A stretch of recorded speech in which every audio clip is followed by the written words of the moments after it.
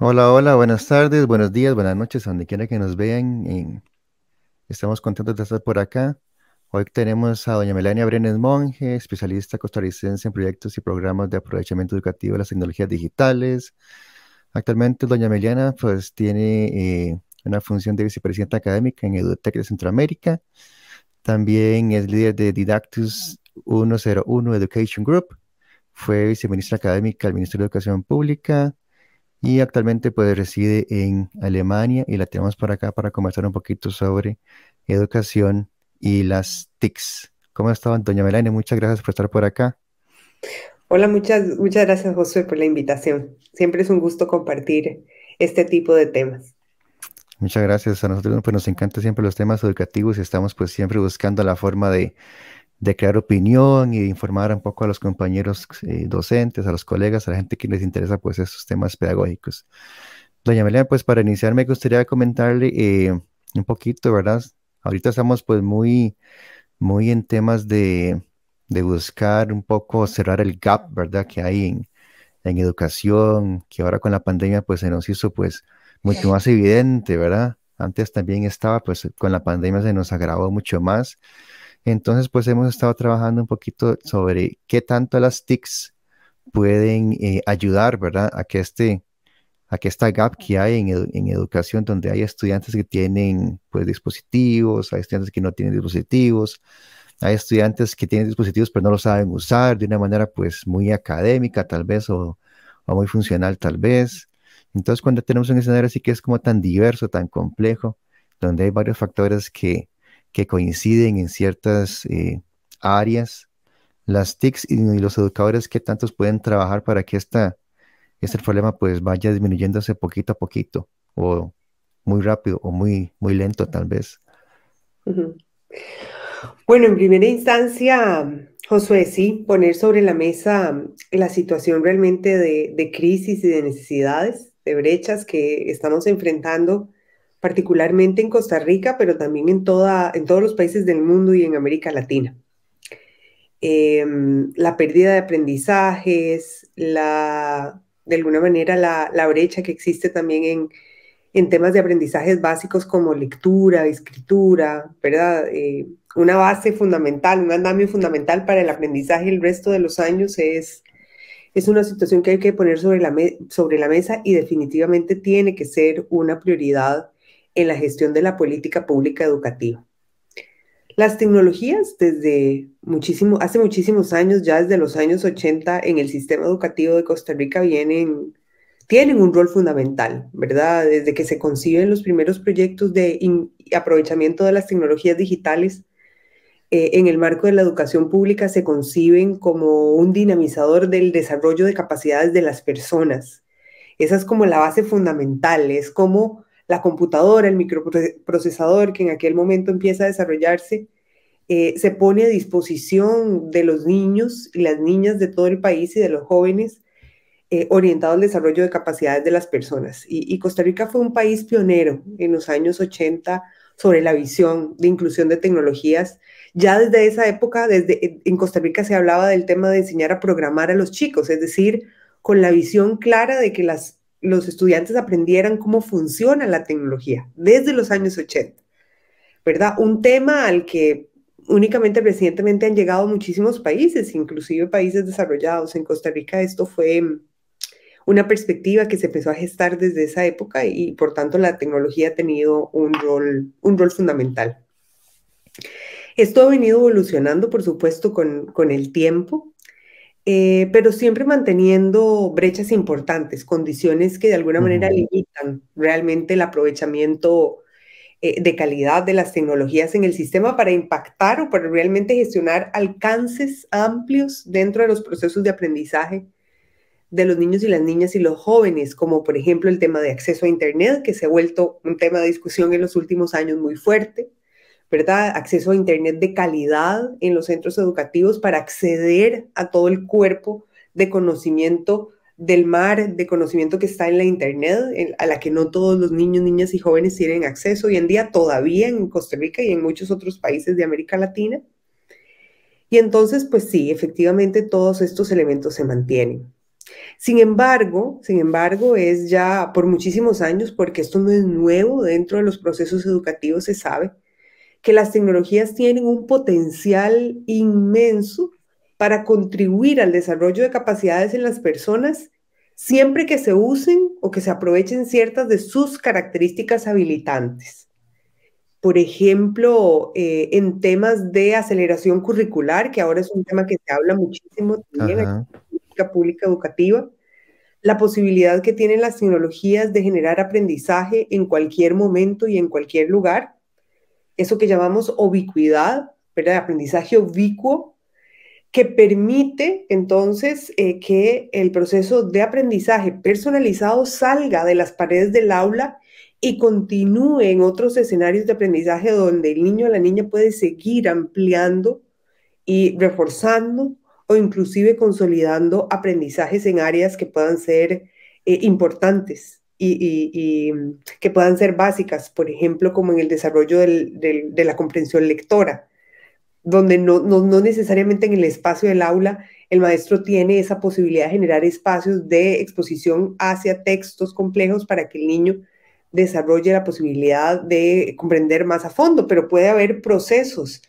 fuera, en la casa, en donde se pueden dedicar más tiempo a este tipo de actividades que puedan tener, por supuesto, un resultado de impacto en lo que el niño desempeña, cómo se desempeña el niño en su labor escolar. Y para eso hay una gran cantidad de posibilidades donde la tecnología hoy por hoy nos ofrece herramientas mediadas adaptativas, personalizadas, mediadas por inteligencia artificial, que ofrecen al niño o a la niña prácticas de acuerdo a sus ujú, posibilidades. Y entonces, pues eso se vuelve un ámbito que de alguna manera contribuye muchísimo, o podría contribuir precisamente a esta reducción de brechas, ahí donde se planifica, claro. donde se utiliza de manera mucho más inteligente. Doña Milena, y por ejemplo, ahora que hablamos de tecnología, un día esto estaba leyendo por ahí que en países, creo que si no me equivoco, por ejemplo, Suecia, por ahí pues ya como que fueron como los precursores de la tecnología en el aula, que tienen computadoras, celulares, tablets, etcétera, pero parece que ahora están volviendo más a los libros análogos, digamos. Ujú, Y ujú, ese retroceso, si se puede decir así que retroceso, yo pensaría ujú, que es como un viraje pues en alguna dirección que ellos están buscando, porque yo creo que la tecnología es necesaria, pero ellos están viendo ese retroceso hacia otro modelo, pues ya con menos tecnología. Eso, ujú, aquí, en su opinión, ¿a qué podría ser la razón para que esto pase? ujú. Bueno, en este punto, Josué, yo realmente desconozco si es una política pública generalizada que están implementando en esos países. Ujú, Tendría que informarme un poco más al respecto. Lo que sí sé específicamente por informes más recientes a nivel internacional es que existe ya suficiente investigación que refuerza, de alguna manera que comprueba dónde la tecnología realmente aporta al proceso de aprendizaje y dónde la tecnología no aporta, donde no necesariamente, ¿verdad? Lo que está ahí dispuesto requiere tecnología. Por ejemplo, en temas de habilidades de coordinación visoespacial, en temas de ujú, socialización, ¿verdad? Donde los chicos realmente necesitan experiencias concretas de interacción, de presencialidad y de actividades lúdicas, sobre todo en los primeros años de vida, en los primeros años escolares y en el preescolar, es un elemento, digamos, que hay que manejar con cuidado. Entonces, lo que sí sé es que muchos de estos países, obviamente, ya con todo el cuerpo de conocimientos y resultados que hay, claros de cuál es el tipo de experiencias a los que un niño o una niña se tiene que exponer para poder desarrollar habilidades de cierta naturaleza y donde realmente la tecnología debería ser no necesariamente el centro del proceso de aprendizaje, ya si se toman decisiones de índole pedagógica y didáctica.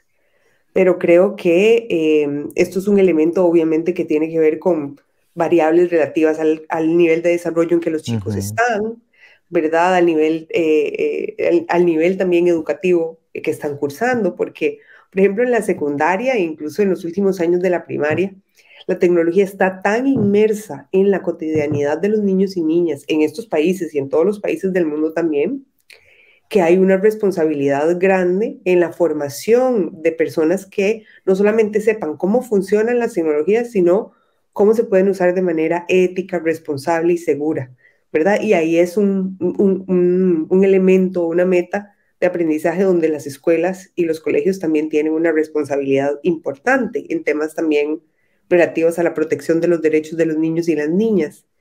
Claro, Entonces creo que eso es un elemento también de fondo que hay que analizar. Creo que ya estamos bastante maduritos como para saber dónde sí, dónde no y dónde realmente hay como un aporte fundamental. Y por supuesto hay una gran responsabilidad del personal docente de poder informarse para poder precisamente hacer ese claro, balance y tomar decisiones de índole pedagógico y didácticas. claro. Ahora que comenta el tema del personal docente, podríamos decir, por ejemplo, que al menos en Costa Rica, desde su experiencia, pues ha faltado un poco más esa capacitación al personal docente, no sé, en universidades, y escuelas, colegios, tal vez, porque a veces siento, bueno, yo como docente del Ministerio de Educación, a veces siento como que ¿verdad?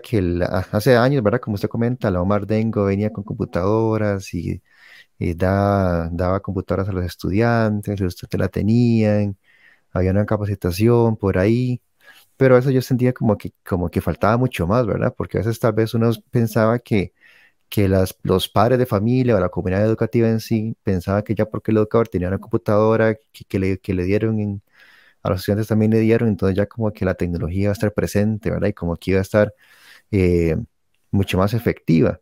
Y a Ujú, veces en la práctica eso no era tan así, ¿verdad? Porque, por ejemplo, estaba la laptop, ahí el estudiante tenía la laptop, pero tal vez el estudiante no sabía cómo funcionaba, ¿verdad? No tenía una inducción previa a cómo se manejaba la computadora, cómo usar el Office, a cómo usar, digamos, las herramientas que iban ahí. Igual con el docente, que no tenía como esa capacitación tal vez para usarlas de una manera mucho más efectiva. Por ahí muchos se pusieron las pilas, como se dice, y aprendieron por su cuenta, ¿verdad? Muchas situaciones, pero sí, yo creo como que ahorita falta como más capacitación en ese campo. No sé cómo lo siente usted o lo sintió en su momento, en ese contexto. ujú. Pues en realidad yo creo que un elemento, uno de los primeros elementos que hay que tener en cuenta para discutir un tema como este es el tema de eso que llamamos el personal docente es un tema, es un grupo muy orgánico. Es Ujú, decir, el personal docente de hace 10 años en el Ministerio de Educación en general o en una institución pública en general es totalmente diferente del de hace 5 años, totalmente diferente del de hace 3 años, ¿verdad? Entonces, me parece, y es mi impresión a veces que cuando hablamos de el personal docente pensamos como en un personal como bastante estático. Y si bien hay, ¿verdad?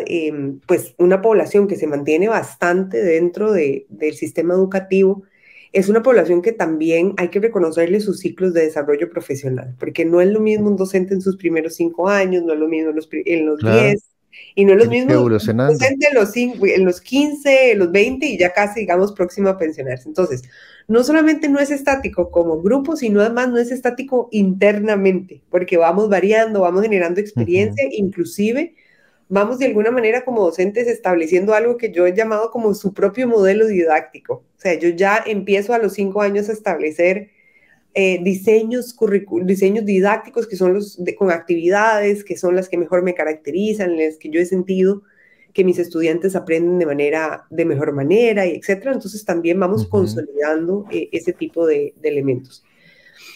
Yo tengo muchos años de trabajar en el ámbito educativo y muchísimos años de trabajar con docentes y yo siempre he escuchado lo mismo, es decir, como docentes siempre percibimos que hay algo que me falta, hay algo que no me han capacitado, hay algo que no he alcanzado, hay algo, ¿verdad?, que no me dio la universidad, que no me está dando mi empleador en este momento y que además a veces no sé ni cómo agenciármelo, ¿verdad? O cómo lograr eso que me están pidiendo. Y en ese sentido, yo creo que hay, al ser un proceso orgánico, cambiante, hay en el proceso de desarrollo profesional de una persona docente que trabaja, ¿verdad?, con chicos y chicas, como diferentes, por así decirlo, diferentes responsabilidades en temas de desarrollo profesional. La primera y muy importante, por supuesto, es la formación que ofrecen las universidades. Creo que poco a poco las universidades públicas, privadas, en carreras de formación docente han venido de alguna manera, ya sea transversal o explícita, incorporando formación en el área de tecnología para saber cómo utilizar las tecnologías en ciertas asignaturas, por ejemplo, como en matemática o en inglés, donde sí reconozco que las carreras están un poco más preocupadas por eso, por dinamizar la formación en ese sentido. Quizás no en otra formación, ¿verdad? Como primero y segundo ciclos, por ejemplo, para la educación general básica, donde ves, ¿verdad? Diferencias o énfasis en las carreras en otro tipo de áreas. Entonces, un monto de responsabilidad, por supuesto, tiene la universidad, pero es que ese es el punto de partida. La universidad tiene la responsabilidad de formar bases, ¿verdad? De formar Ujú. competencias básicas que se enriquezcan, pero no son suficientes. Cuando empezamos a trabajar y a desarrollar ya nuestro ciclo de desarrollo profesional continuo, en donde ya se establece, además en el mundo de trabajo, hay una responsabilidad compartida entre efectivamente quien me emplea, quien me ofrece mi trabajo, quien me paga, que de alguna manera no solamente me fija lo que espera de mí, sino también me apoya en la consecución de eso que yo tengo que alcanzar y también un monto de responsabilidad personal, individual de cada docente, de autoevaluar qué le falta, dónde están sus brechas personales en pedagogía, en didáctica, en uso de tecnologías, en desarrollo de habilidades socioemocionales, en todos los ámbitos donde como docentes nos enfrentamos en el día a día en el aula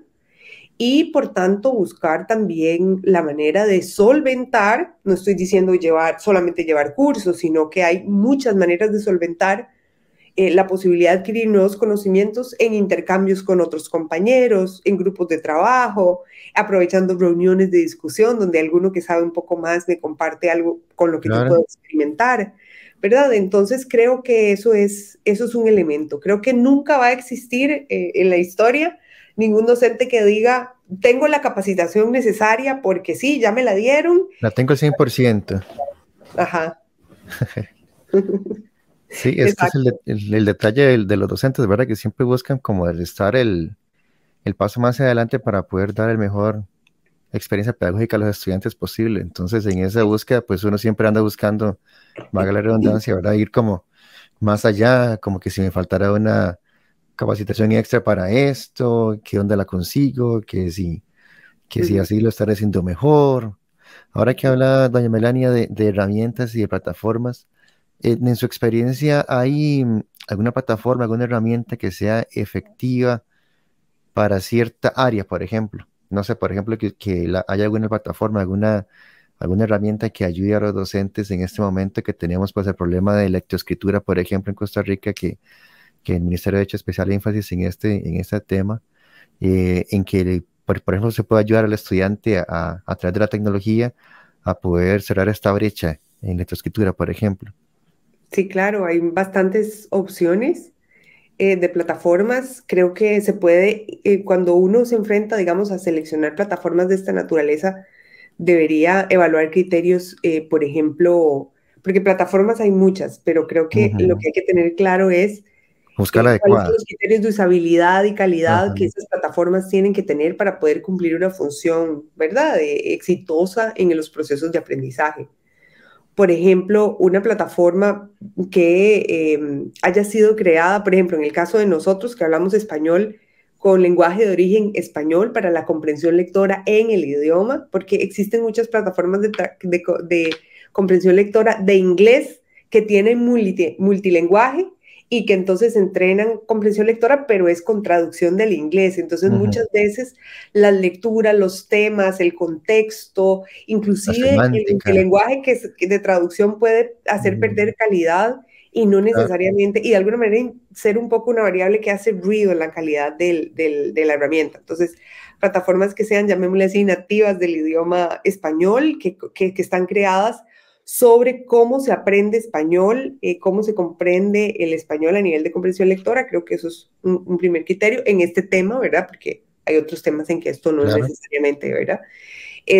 temas de que hoy la tecnología permite aprovechar temas de adaptabilidad, es decir, plataformas adaptativas que se adapten a las necesidades de cada aprendiz según sus necesidades, sus brechas y sus avances, que utilicen muchas veces inteligencia artificial también para poder mostrar a quien aprende los mejores ejercicios de acuerdo a sus necesidades y a resolver problemas de la manera más efectiva, con interfaces además que sean validadas pedagógicamente. ¿Y qué quiero decir con esto? Muchas veces nos encontramos plataformas que están muy adornadas, que son como gráficamente muy atrayentes, pero que en determinado momento, dependiendo de las necesidades académicas de los estudiantes, pueden generar distractores innecesarios en términos visuales para un estudiante cuyo objetivo, digamos, el objetivo que se tiene es desarrollar comprensión lectora y no necesariamente ver dibujitos o colores, etc.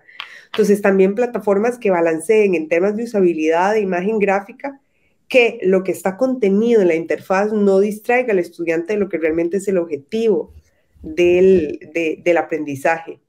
E incluso que se utilizan estrategias de gamificación. La gamificación no distraiga del objetivo de aprendizaje, porque también he visto muchas plataformas muy bonitas con objetivos de gamificación muy potentes, pero que la gamificación de alguna manera distrae del objetivo pedagógico, que es ejercitar una habilidad a través de un ejercicio o inclusive resolver un problema, o ya sea de matemática o en este caso que estamos hablando de comprensión lectora. Entonces, eso creo yo que es criterios que hay que evaluar ¿verdad? Y que hay que ver en Claro. funcionamiento y conocer para generar mayor efectividad. Actualmente yo conozco una que es en la que hemos estado trabajando. De hecho, existe un proyecto piloto en Costa Rica y que se trabaja con una organización española que se llama Glyphon, y es una herramienta bastante interesante y potente que está ya para la región y que puede estar también al servicio de proyectos de gran escala. Ya la estamos trabajando en un proyecto de política pública con adultos en el caso de Guatemala, y es una herramienta que, pues sí, tiene réditos bastante importantes sobre el aprovechamiento de los estudiantes y la mejora en la comprensión lectora. Y en esa plataforma, por ejemplo, el rol del docente, ¿cómo se podría definir? Depende de la manera en que está fijada en el proyecto. Puede ser un rol muy central, donde el Ujú. docente asigne, ¿verdad? Hace todo el acompañamiento al estudiante, y es el que define, ¿verdad? La ruta formativa o la ruta de trabajo con el estudiante. O puede tener también un rol un poco más pasivo y utilizar esto, por ejemplo, como acelerador con las familias, ¿verdad? Entonces, realmente esa flexibilidad también tienen las plataformas de que pueden estar centradas, digamos, o ser centrales en un proceso de aprendizaje, o también pueden complementar, pero todo eso depende de las modalidades de implementación que los centros educativos tengan y cómo se planifica el proyecto. Lo ideal es obviamente que el involucramiento de un docente que esté Claro. atento, que aproveche el recurso, es obviamente lo ideal, pero la ventaja también de estas plataformas es esa posibilidad que tienen de ser aprovechadas también por familias, ¿verdad? Por familias que tal vez no tienen esa posibilidad en el centro educativo, pero que pueden adquirirlo de manera privada o individual. Excelente. Ahora que mencionaba un poquito, doña Melania, la inteligencia artificial, bueno, ahora que está el boom, ¿verdad? De ChatGPT, y Gemini, y Copilot, ahora que está pues muy de boga este tema, como docentes, ¿cómo deberíamos ver esta nueva tecnología? Por ejemplo, en mi casa, a mí me encanta esa cuestión de la inteligencia artificial. A mí me gusta travesear y explorar y ver qué tanto se puede hacer y probar herramientas, probarlas aquí, probarlas allá, a ver qué tal y revisarlas un poquito. Pero como docentes, ¿cuál debería ser la posición de un docente con respecto a esto, por ejemplo? Yo creo que una de las primeras cosas, bueno, hay mucha información con la que hoy por hoy podemos informarnos. La UNESCO, la OCDE, la UNICEF, creo, si mal no recuerdo, han sacado papers, ¿verdad? Ujú. Base para saber cómo. Y básicamente la UNESCO creo que es uno de los documentos más completos que he leído sobre guidelines o guías para el aprovechamiento de la inteligencia artificial en educación. Son muy generales, pero hay una llamada de atención hacia que como docentes comprendamos. En principio, el principio fundamental es, en primera instancia, entender esto, cómo funciona, qué es lo que hay detrás de esto. No caer en pánico, digamos. Exacto, no caer en pánico, no, jamás. Y creo que, a ver, evitar caer en pánico pasa porque nos informemos y sepamos, bueno, ¿qué es la Claro. inteligencia artificial generativa? ¿Cómo funciona? ¿Cómo, cómo construye la información que nos da cuando le ponemos un prompt sí, una pregunta o le damos una Ujú. indicación para que nos cree o nos construya algo? Entonces, ¿qué es lo que qué es lo que hay detrás de ahí, verdad? Cómo comprender cómo se genera, digamos, la masividad de datos que fundamentan mucho de la construcción de conocimiento de estas plataformas y entender qué es eso, ¿verdad? Que finalmente es una organización a gran escala de millones de miles de información en sistemas que aprenden por sí mismos. A partir de toda esta data es un elemento de fondo primero para saber cómo funciona. Y en ese sentido, una vez que sepamos, ¿verdad? Que comprendemos cómo funciona, creo que tenemos que probar varias para decantarnos por alguna que sea la que de alguna manera eh, realimenta o se adecua más a mis necesidades o a lo que yo considero que es más propicio para mí en mi práctica específica. A mí me pasó así. Yo, en verdad, me vi enfrentada a esto desde hace ya 3 años con la universidad como profesora. Y bueno, yo ya sabía que esto iba a empezar a ser un elemento de fondo con mis estudiantes, ¿verdad? De cómo utilizarle, etcétera. Y entonces, bueno, fuimos incluyendo, primero incluí la posibilidad de usar ChatGTP, pero analizamos cuáles eran las limitaciones de la versión libre de ChatGTP, desde cuándo construye información, hasta cuándo está la versión gratuita, ¿verdad? Todo esto y fuimos, y en este caso yo doy los cursos de investigación, entonces fuimos aprovechando la ChatGTP para la búsqueda de referencias en términos de la construcción de marco teórico, de antecedentes, y fuimos utilizándola para una construcción de diseños de investigación. Ya más recientemente, ya conociendo cómo funciona, y bueno, yo siempre he usado las versiones gratuitas hasta la fecha, me encontré con otra que está más orientada al uso docente y que no solamente me permite pues ponerle los prompts y todo, sino que también me da las fuentes de lo que está Ujú. construyendo. Entonces yo puedo remitirme a la fuente, ¿verdad? Básica, a la fuente específica de, si me dice, si yo le hago una pregunta, por ejemplo, de cuáles son los autores que hablan mayoritariamente sobre pedagogía eh, o metodologías activas, entonces me vienen los diferentes autores que han desarrollado aprendizaje basado en proyectos, aprendizaje basado en problemas, pedagogía CDO, ¿verdad? Todo esto y vienen las referencias de cuáles son los sitios o desde dónde está construyendo la información que me está dando como resultado del proceso generativo. Esa me ha resultado mucho mejor a mí. Sí he encontrado limitaciones, por ejemplo, de que siempre me da información de sitios que, ¿verdad? Como los mismos sitios Ujú. de organizaciones, entonces veo que hay, digamos, como mucha influencia de una tendencia a ciertas organizaciones, entonces me toca a mí que buscar desde otra perspectiva, pero a pesar de eso creo que es de mucho provecho y esa se llama Perplexity for Ah, yo lo he escuchado. Ujú. Educators, sí, perdón, y me ha gustado, pero no deja de tener sus limitaciones que yo encuentro, sé que hay que reconocerlas.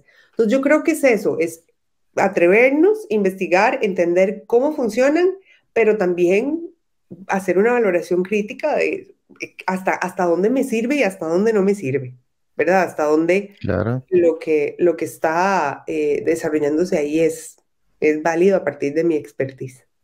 Porque yo pensaría que esas herramientas habría que verlas como un complemento a, ¿verdad? Y no como un fin en sí mismo. Digamos, no tener que verlas como ChatGPT escribe la tarea para tal y tal cosa. Y entonces, porque ChatGPT se le escribe.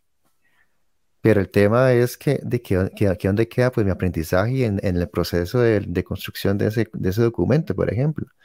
Entonces Ujú. yo pensaría que la idea sería verla como una aliada, ¿verdad? De que me ayude a mejorar mi proceso de construcción de construcción de conocimiento en ciertas áreas, ¿verdad? Pero no tampoco verla como como una enemiga, ¿verdad? Como decir, eh, no usen ChatGPT o inteligencia artificial para hacer esto. La pueden Ujú, usar, pero de esta forma, tomen en cuenta esto, tomen en cuenta que algunas bases no están actualizadas todavía, tomen en cuenta esto. Pero ujú. yo diría que prohibirlas totalmente no, ¿verdad? Porque sí he escuchado como en otros contextos donde sí les han prohibido de forma total, ¿verdad? Entonces, Ujú. yo pensaría que es como una herramienta, como un complemento a. Lo es, y también hay un, digamos, un elemento de fondo que hay que tomar en cuenta. Y no sé si compartís conmigo esto, pero cuando uno como docente o de alguna manera se dedica el tiempo también a conocer el perfil de sus estudiantes, por ejemplo, como me pasa Ujú, a mí en la universidad, es muy fácil cuando yo estoy leyendo un planteamiento para mí claro, saber cuándo no son palabras de los es estudiantes y cuándo, correcto. ¿verdad? O cuándo sí lo Coincido, son. sí, sí, claro, ¿Verdad? Entonces también creo que eso también hay un, digamos, un aporte ahí de la pericia del docente y de que tanto nos permitimos también conocer a nuestros estudiantes para poder guiarlos, orientarlos de la mejor manera. claro. Ujú. Ya para ir terminando, doña Melania, una última preguntita le quería hacer. En su experiencia, ¿cómo pueden ser o sea, cómo pueden los docentes superar las barreras tecnológicas para implementar TICs de manera efectiva en sus clases, ¿verdad? Porque, por ejemplo, yo he visto, yo tengo oportunidad de observar varios docentes de muchos años y a veces uno, por ejemplo, siente que el docente quiere utilizar tal vez una herramienta, quiere utilizar cierto programa, pero tal vez a la vez no lo maneja muy bien. Entonces, como que hay una barrera ahí que impide como que se pueda producir al 100%, ¿verdad? O lo mejor que se pueda esa herramienta. Entonces, estos docentes, ¿cómo pueden superar esas barreras tecnológicas, por ejemplo? Ujú. Em, yo creo que una de las primeras cosas que como docentes tenemos que hacer para superar esas barreras es conocer qué de mi asignatura, de mi área curricular en la que yo imparto, en la que yo trabajo, eh, cuáles son los objetivos de aprendizaje que se podrían ver más favorecidos con la inclusión de tecnologías en momentos de aprendizaje o en situaciones de aprendizaje que yo desarrolle en el año.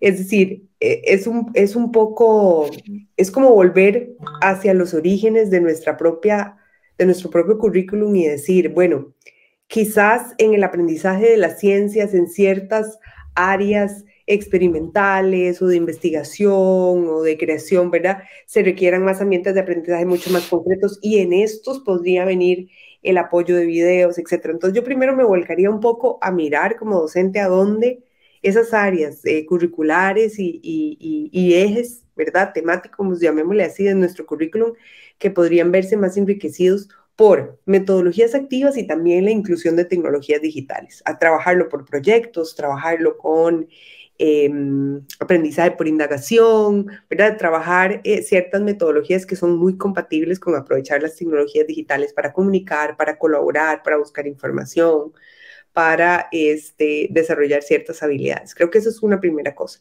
Y a partir de ahí, por supuesto, entonces, sacar el espacio del tiempo para prepararnos en nuestras competencias digitales y descubrir qué hay dentro de los recursos que hoy por hoy están en Internet o que hoy por hoy están también en las computadoras para poder aprovechar de mejor manera con mis estudiantes según los contextos en los que yo trabajo, porque hay docentes que trabajan en diferentes contextos. Hay docentes que solamente pueden trabajar con su computadora y docentes que pueden trabajar con su computadora y su proyector y entonces a través de los audiovisuales, a través de, ¿verdad? De esas posibilidades hacen maravillas, aún en ambientes donde son donde hay muchas limitaciones de conectividad y de acceso de los estudiantes a tecnología.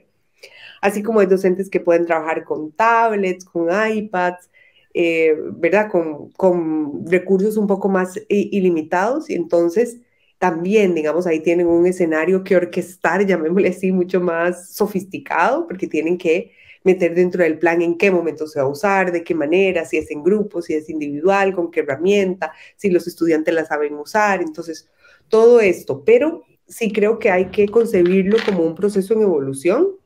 Creo que Claro, podemos irnos poco a poco tirando al agua con diferentes proyectos y tecnologías Y con respecto, vamos generando más sentido de autoeficacia, ir incorporando cada año más herramientas que nos permitan, siempre pensando que lo que estamos haciendo tiene un enfoque fundamental en generar más y mejores aprendizajes.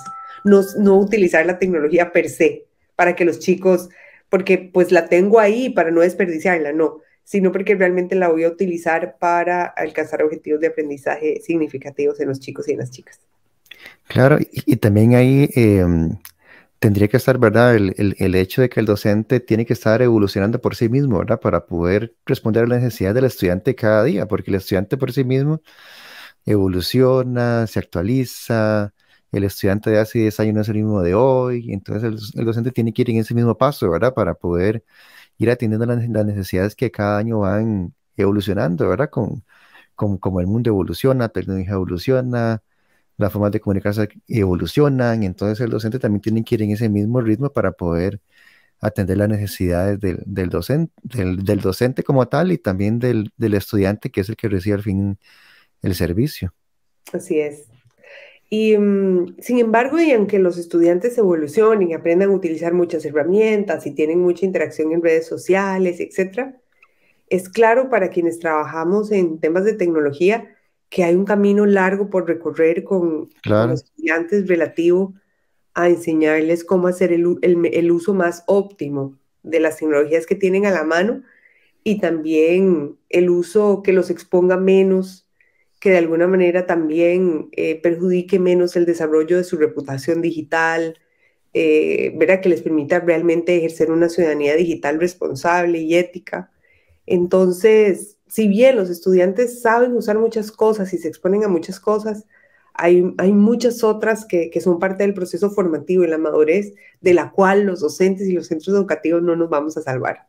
Tenemos que tener la claro, responsabilidad de enseñarlo, de andamiarlo, de ponerlo sobre la mesa con los chicos y las chicas y de desarrollarlo con ellos también a nivel curricular.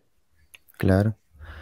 Muchas gracias, doña Marina, por ese ratito. La verdad ha sido pues muy interesante, muy enriquecedor y le agradezco mucho el tiempo y también agradezco mucho a la gente que nos escucha y nos ven y nos verán ahí, porque vamos a subirlo a la red, entonces ahí nos verán dentro de 10 años, 15 años tal vez todavía. Sí, claro. No, con Muchas muchísimo gusto. gracias, Siempre muy bueno hablar de estos temas. muchas gracias.